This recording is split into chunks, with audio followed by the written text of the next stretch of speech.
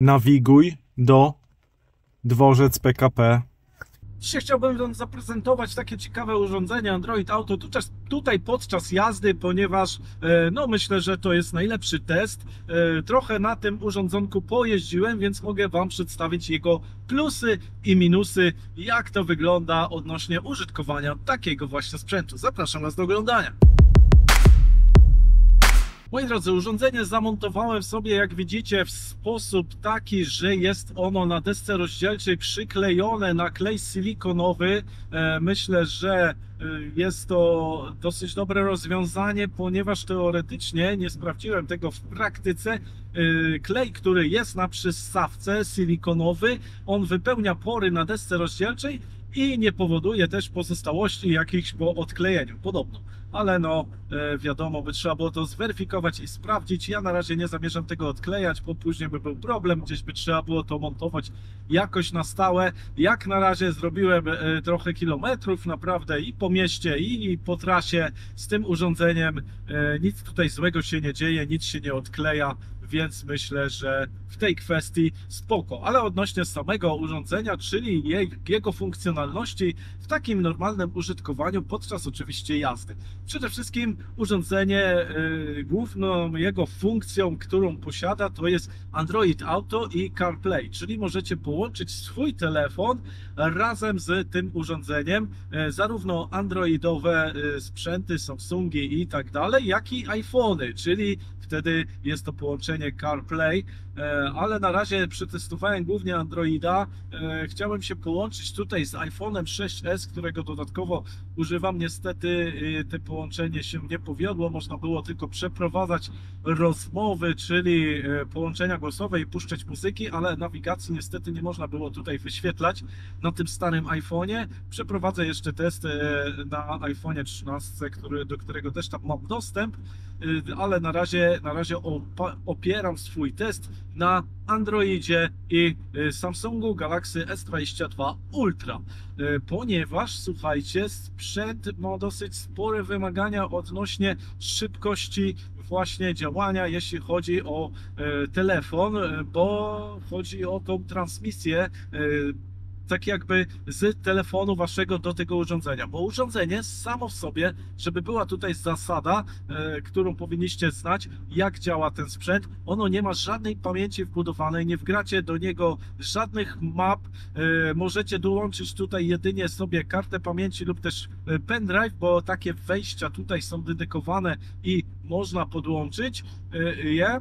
Można tam wgrać muzyczkę, ewentualnie jakiś teledysk, ale chyba tu nie ma nawet odtwarzacza odnośnie teledyska, ale w każdym razie muzyczkę odtworzycie, a teledysk w formie odpowiadający tutaj kamerce, ponieważ jest to sprzęt z kamerką tylną i przednią, z tym, że tutaj się mocno zawiodłem, ponieważ na aukcji, z której to kupiłem, a w opisie pod filmem daję wam link do aukcji, gdzie możecie sobie takie sprzęty podobne sprawdzić, w jakiej cenie one sobie oscylują.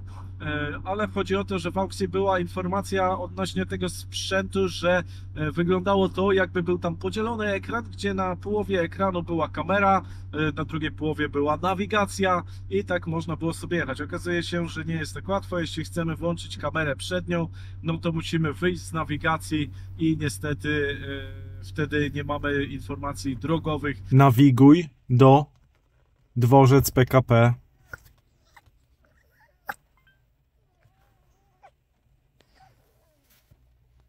No co ty chcesz, powiedz? Co ty chcesz? Spokój. Uspokoisz się? No co, powiedz co? Co się dzieje? Ty chciałaś ponawigować? Coś chciałaś ponawigować? Kapturek ubierz i siedź. Trzeba wyjść z nawigacji, żeby używać kamery i odwrotnie, żeby używać nawigacji trzeba wyjść z kamery i nie można wtedy w tym czasie nagrywać swojego przyjazdu. Także tutaj duży minus. Jest też kamerka tylna i też to samo się to tyczy kamerki tylnej. Jest ona tak jakby poglądowa. Jeśli włączymy wsteczny bieg, no to wyświetla nam się na ekranie automatycznie obraz z kamerki tylnej podczas właśnie takiego cofania. Także jak macie już sparowane, no to wystarczy, że wejdziecie wejdziecie do samochodu, włączycie urządzenie, urządzenie automatycznie rozpoznaje telefon, włączy się i od razu włączy ostatnio używaną nawigację. Jeśli na przykład jechaliście na Google Mapach, od razu pojawią się Google Mapy. Jeśli używaliście Janosika, pojawi się Janosik. Jeśli używaliście ekranu w połowie podzielonego z odtwarzaniem muzyki, bo tak możecie używać tego sprzętu, to też Wam się to w ten sposób pojawi. No i jeśli chodzi o praktyczność używania tego urządzenia, no to tu jest bardzo duża wygoda, że właśnie nie wyciągacie nawet telefonu z kieszeni,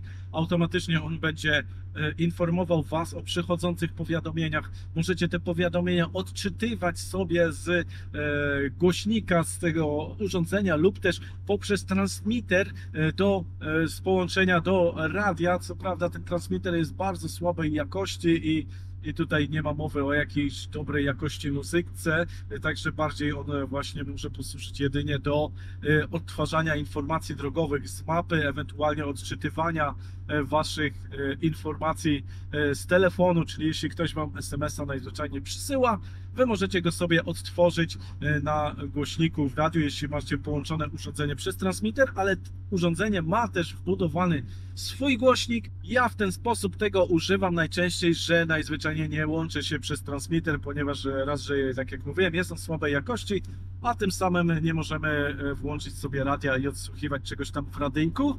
Także łączę się tylko przez to urządzenie. Jest to dla mnie głośnik wystarczający, aby słyszeć te informacje drogowe i też w razie potrzeby odczytać sobie jakieś wiadomości na telefonie, które do mnie przychodzą.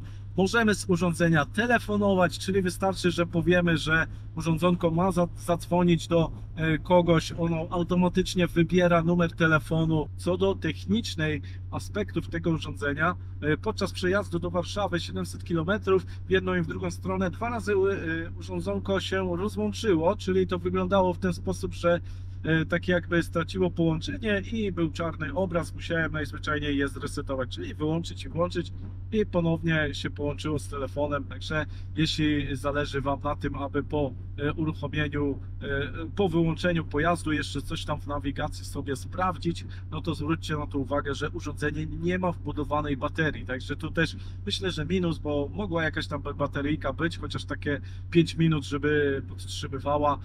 Często na przykład wyłączymy samochód na chwilę, zaraz odpalamy go ponownie, wtedy by się to nie rozłączało na nowo, ale co ważne, po połączeniu ponownym od razu wraca do tego stanu, w którym byliśmy. Jeśli mieliśmy jakiś punkt docelowy ustawiony na mapach, to z powrotem wraca i prowadzi nas dalej. GPS tu bardzo szybko łapie, ponieważ GPS bazuje na Waszym telefonie. Tu urządzenie też nie ma GPS-u żadnego wbudowanego, więc to wszystko się odbywa na telefonie. Jest to jakby dosłownie określając urządzenie technicznie, jest to jakby lustrzane odbicie Waszego ekranu, tylko że no, nie jest to tak 1 do 1, bo jest to ekran poziomy, ma trochę inne funkcje. Nie możecie wszystkiego sobie na tym wyświetlaczu wyświetlić, bo nie można na przykład przeglądać YouTube'a. Kilka tylko aplikacji, głównie właśnie aplikacje, które są nawigacyjne. Także szybkie podsumowanie urządzenia. Jestem z urządzenia bardzo zadowolony w stosunku jakości do ceny, ponieważ oczywiście tu pomijając to, że sprzęt jest chiński, nie jest tu jakiś większy problem z jego użytkowaniem. Może dotyk tutaj trochę bardziej by mógł być czuły, aby to lepiej reagowało na Wasze naciśnięcia, ponieważ trzeba dosyć mocno zdecydowanie nacisnąć na ten ekran. Wygląda to tak, jakby to był ekran taki oporowy, jeszcze starszego typu, ale podobno jest niby pojemnościowy. W każdym razie no nie zawsze on tak precyzyjnie działa, no ale działa, nie jest to też taki jakiś tam, wiecie, mocny ucisk, że nie wiadomo jak mocno trzeba go nacisnąć, aby zareagował. Także nie ma z tym większego problemu, tym bardziej, że specjalnie podczas jazdy aż tak dużo tego nie używacie, a dodatkowo można używać poleceń głosowych. Także w tej kwestii całkiem fajna sprawa, jeśli właśnie chodzi o to, że nie musicie odrywać Waszych rąk od kierownicy. Jak widzimy, ten dotyk może szaleńczo nie działa, ale no jest jakoś tam działający. Wiadomo, sprzęt nie jest najwyższej klasy, kilkakrotnie, czyli też tu ma wpływ prędkość telefonu, a mój S22 Ultra myślę, że no nie jest wolny, więc tutaj ekran bazuje na tej prędkości telefonu.